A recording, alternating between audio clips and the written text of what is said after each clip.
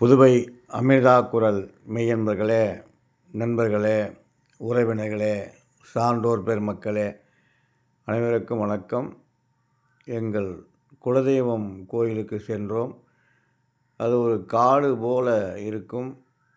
அந்த காட்டுக்கு நடுவிலே போவதை போல உணர்வு தோன்றும். சவுக்கு மர காடுகள். இப்படி விவசாய நிலங்களை கடந்து ரோடு வசதி இல்லை. அதில் சென்று சாமி தரிசனம் செய்ய வேண்டும் என்று விரும்பினோம். ஆகவே குடும்பத்தோடு, தம்பிகளோடு, சகோதரர்களோடு சென்றோம். அந்த காட்சியை உங்களுக்கு காட்சிப்படுத்த விரும்பினேன். இது ஒரு இயற்கை சூழல் நிறைந்த பகுதி. இங்கு நிறைய சவுக்கு மர காடுகள் போல இருக்கும். சவுக்கு மர விவசாய நிலங்கள். அதன் நடுவிலே ஒரு சிறிய ஆலயம்தான் ஐனாரப்பன் ஆலயம். பாருங்கள், வாழை மரம், தென்னை மரம், சவுக்கு மரம், விவசாய நிலங்களுக்கு மத்தியில் இந்த ஆலயம் இருக்கிறது. ஐனாரப்பன் ஆலயம். இந்த ஆலயம் குலதெய்வ வழிபாடு நாங்கள் தொடர்ந்து செய்து கொண்டு வருகிறோம். அந்த வகையில் இந்த வருடம் குலதெய்வ கோயிலுக்கு போக வேண்டும் என்று ஆசைப்பட்டோம்.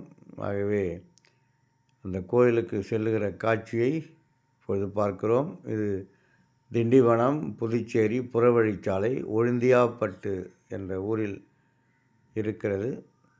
இப்போது அந்த கோயிலை பார்ப்போம். இதுதாங்க அந்த கோயில்.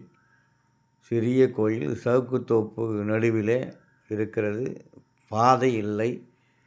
அந்த நிலத்து வழியாகத்தான் செல்ல வேண்டும். நல்ல சிறப்பானதொரு ஐனாரப்பன் ஆலயம். எங்கள் குலதெய்வம் இது. இந்த குலதெய்வத்திற்கு பார்ப்பதற்காக வந்தோம். சாதாரண முறையிலே தான் இங்கு வர வேண்டும். அது நேராக இருசக்கர வாகனமோ இல்லை பேருந்து, மகிழுந்து எதுவும் இந்த ஆலயத்துக்கு வர முடியாது. எல்லாம் 1 கிலோமீட்டர் தொலைவில் நிறுத்திவிட்டு நடந்து வர வேண்டும். வயல்வெளி மத்தியிலே இருக்கிறது ஐனாரப்பன். குடும்பத்தோடு வந்து சாமி தரிசனம் செய்துவிட்டு அமர்ந்து கொண்டு இருக்கிறோம். பிரசாதம் சாப்பிடுவதற்காக. நல்ல ஒரு வைப்ரேஷன் எங்களுக்கு கொடுக்கக்கூடிய அற்புதமான ஐனாரப்பன் ஆலயம். இந்த ஆலயத்தில் வணங்கிவிட்டு எல்லோருக்கும் பூசாரி பிரசாதம் கொடுக்கிறார்கள். அதையெல்லாம் வாங்கி கொண்டு மிக மகிழ்ச்சியோடு, நிம்மதியோடு இந்த ஆலயத்தில் நாங்கள் இருந்தோம். அதுதான் ஒரு சிறப்பு. வருடத்துக்கு ஒரு முறை நல்லது சென்று வந்தால் என்று சொல்வார்கள். அதை பின்பற்றி தொடர்ந்து நாங்கள் ஒவ்வொரு வருடமும் சென்று வருவோம். அந்த அற்புதமான காட்சியை பார்க்கிறோம். என்னுடைய மகன் எடுத்த ஃபோட்டோவை பிரேம் செய்து அதை பூசாரி அவருக்கு வழங்குவதை, இதான் ஐனாரப்பன் மூலவர் வழங்குவதை பார்த்து மகிழ்ந்தோம். இப்படி எல்லாவற்றுக்கும் சிறப்பை தரக்கூடிய இந்த குலதெய்வ வழிபாடு என்பது சிறப்பு என்று சொன்னார்கள். அந்த குலதெய்வ வழிபாடை முடித்துவிட்டு பக்கத்திலே ஒரு சிவன் ஆலயம் இருக்கிறது.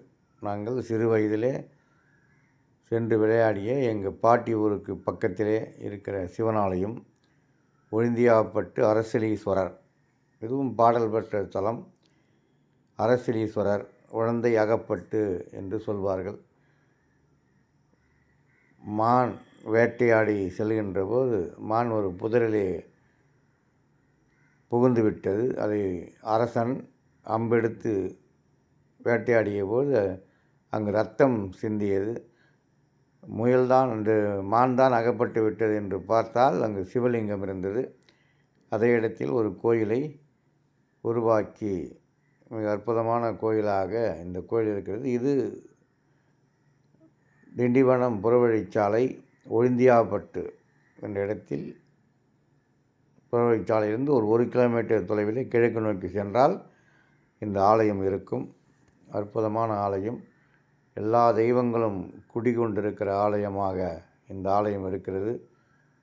இந்த ஆலயத்தை பார்க்கின்ற போது அது ஒரு பெரும் மாற்றத்தை நமக்கு ஏற்படுத்தும் என்று அங்கு சொல்கிறார்கள். பெரிய பெரிய வியாபாரிகள், அரசியல் பிரமுகர்கள் வந்து வணங்குகிறார்கள். அரசியலீஸ்வரர் ஆளுகிற தன்மையை நமக்கு கொடுக்கும். எல்லாவற்றுக்கும் ஆளுகிற தன்மையை கொடுக்கக்கூடிய ஆற்றல் பெற்ற அரசியலீஸ்வரர் ஆலயத்தை பார்க்கிறோம். நவகிரகம், இன்னும் பல்வேறு தெய்வங்கள், முருகன், விநாயகர், அம்பாள், துர்காதேவி, இப்படி பல்வேறு தெய்வங்கள் அடங்கியிருக்கிற அரசியலீஸ்வரர் வாழ்க்கை வரலாறை போட்டிருக்கிறார்கள். சிறப்பானதொரு நம்முடைய அரசியலீஸ்வரர் ஆலயத்தை வணங்கிவிட்டு அங்கேயே அமர்ந்து கொஞ்ச நேரம் தென்னாடுடைய சிவனையை போற்றி, எந்நாட்டவர்க்கும் இறைவா போற்றி, ஏகம்பத்தொரு எந்தாய் போற்றி, பாகம்பெண்ணொரு ஆனாய் போற்றி, கண்ணார் அமுத கடலே போற்றி என்று அங்கே இருந்தோம். பக்கத்திலே ஒரு நந்தவனம் போல அமைத்திருக்கிறார்கள். என்னென்ன நட்சத்திரத்திற்கு என்ன மரம் என்று வைத்திருக்கிறார்கள். நடைபாதை சிறப்பாக இருக்கிறது. அங்கே அமர்ந்து கொண்டு இந்த இயற்கை காட்சியை ரசித்து கொண்டிருந்தோம்.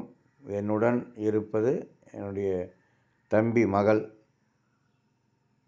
அவளோடு அமர்ந்து கொண்டு பிரியா நன்றாக படிக்கக்கூடிய திறமை, நடனமாடக்கூடிய திறமை, எல்லா திறமையும் உள்ள என் தம்பியுடைய மகளோடு அமர்ந்து கொண்டு இருப்பது எனக்கு ஒரு பேரானந்தம். அந்த மகிழ்ச்சியோடு நான் அமர்ந்து கொண்டு இறைவன் நினைத்து கொண்டு எல்லோருக்கும் வாழ்த்துக்களை சொல்லி கொண்டிருந்தேன். அப்பேற்பட்ட ஒரு நிகழ்வு வாழ்நாளில் ஒரு சொந்தங்களோடு, நண்பர்களோடு இப்படி செல்லுகின்ற போது நமக்கு ஒரு மகிழ்ச்சியான தருணமாக இருக்கும். என்ன நட்சத்திரம், என்ன ராசி என்று தெரிந்தால் அந்த மரத்தை நாம் பார்க்கலாம். நமக்கு என்ன ராசி, என்ன நட்சத்திரம், அதற்குண்டான மரம் இருக்கிறது. அதை பார்த்தால் நமக்கு ஒரு மகிழ்ச்சி. நம்ம நட்சத்திரத்துக்கு, ஒரு ராசிக்கு ஒரு மரம் இருக்கிறதா என்று அதை பார்த்து நம்பிக்கை ஊட்டுகிறது தான் முன்னோர்கள் செய்திருக்கிறார் நினைத்து கொள்வேன். இந்த புல்தரையெல்லாம் நடக்கக்கூடாது என்று சொல்லி போர்டு வைத்திருக்கிறார்கள். அற்புதமான இயற்கை சூழலோடு அமைந்திருக்கிற அரசியலீஸ்வரர் ஆலயத்தை பார்த்த மகிழ்ச்சி அது ஒரு சிறப்பாகத்தான் இருந்தது. மரம் கொஞ்சம் இரவு வேலை சென்றதால் சரியான ஒளி இல்லை. அடுத்த முறை செல்கின்ற போது சிறப்பாக எடுத்து உங்களுக்கு காண்பிக்கிறேன். இந்த புல்தரையில் நடப்பதை தவிர்க்கவும் என்று எழுதியிருக்கிறார்கள். ஆகவே வருடத்துக்கு ஒரு முறை கோடை காலங்களில் குலதெய்வ கோயிலுக்கு செல்வது, இப்படி எல்லோருடன் ஒன்றாக சேர்ந்து ஒரு சுற்றுலா செல்வது, இதெல்லாம் மனதிற்கு ஒரு நெகிழ்ச்சியை தரும், ஒரு மன நிகழ்வை தரும் என்பதை நான் அறிந்து கொண்டு ஒவ்வொரு வருடமும் உறவினர்களோடு, நண்பர்களோடு, சகோதரர்களோடு செல்வது வழக்கம். அதே வழக்கம்தான் குலதெய்வம் கோயிலுக்கு சென்று பக்கத்திலே உள்ள அரசியலீஸ்வரர், ஒழுந்தியாப்பட்டு அரசியலீஸ்வரர் ஆலயத்திற்கு வணங்கிவிட்டு இப்பொழுது எங்கள் பாட்டி ஊருக்கு சென்றோம். கொடூர் என்ற கிராமத்தில். அந்த நிகழ்வை அடுத்த பகுதியில் காட்டுகிறேன். நன்றி, வணக்கம்.